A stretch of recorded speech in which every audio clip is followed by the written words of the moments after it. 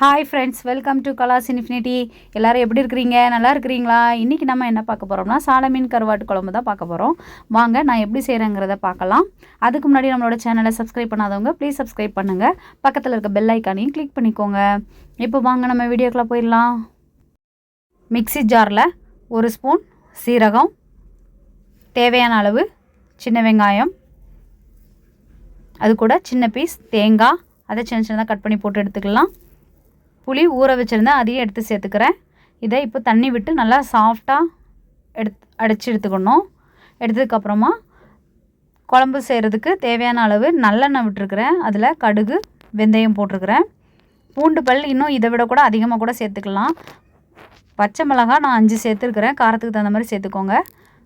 கருவேப்பிலை சேர்த்துருக்குறேன். நல்லா கருவேப்பிலை கூட நல்லா நிறைய சேர்த்துக்கலாம். 10 கருவாடு நான் எடுத்திருக்கேன், சாலை மீன் கருவாடு. அதுக்கு ஏற்ற மாதிரி நான் கத்திரிக்காயும் எடுத்திருக்கேன் அந்த அளவுக்கு. அதனால் நீங்கள் பார்த்து சேர்த்துக்கோங்க எவ்வளோ கத்திரிக்காய் வேணும்னு. கண்டிப்பாக முருங்கைக்காய் சேர்த்துக்கோங்க.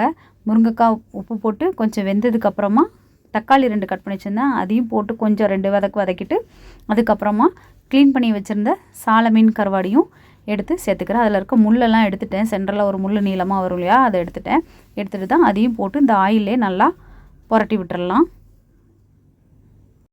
இந்த கருவாட்டு குழம்பு திருநெல்வேலி ஸ்டைல், எங்கள் ஊர் ஸ்டைல். இது எங்கள் ஊரில் இது சாலை மீன் சொல்லுவோம்.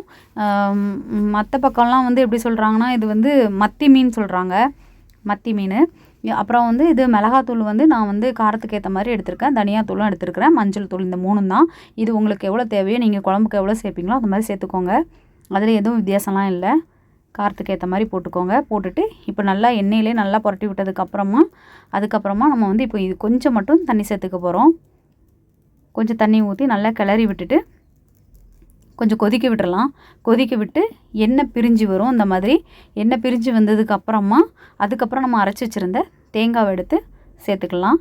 சேர்த்துட்டு இப்போ கிளறி விட்டுறலாம். நல்லா தேவையான அளவு தண்ணி ஊற்றிட்டு கிளறி விட்டுறலாம்.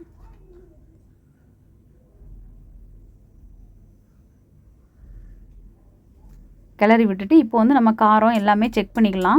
கிளறி விட்டுட்டு உப்பு கொஞ்சம் சேர்த்துக்கலாம். உப்பு இல்லைன்னா உப்பு கொஞ்சம் சேர்த்துக்கலாம். ஒவ்வொரு கருவாடில் உப்பு நிறையா இருக்கும், அதனால் பார்த்து சேர்த்துக்கணும். அப்புறம் நல்லா கொதித்து வந்ததுக்கப்புறம் பாருங்கள், ஆயில் நல்லா பிரிஞ்சு வந்துருச்சு. அந்த கொதிக்கும் போது அந்த வெள்ளையாக நுர மாதிரி இருக்கிறதெல்லாம் போய் இந்த மாதிரி ஆயில் பிரிஞ்சு வரணும். அந்தளவுக்கு ஹை ஃப்ளேமில் வச்சு நல்லா கிளறி விடணும். நல்லா கொதிக்க விட்டதுக்கப்புறமா இப்போ திரும்ப நம்ம சிம்மில் போட்டுட்டு கொஞ்சம் மூடி வச்சிடலாம்.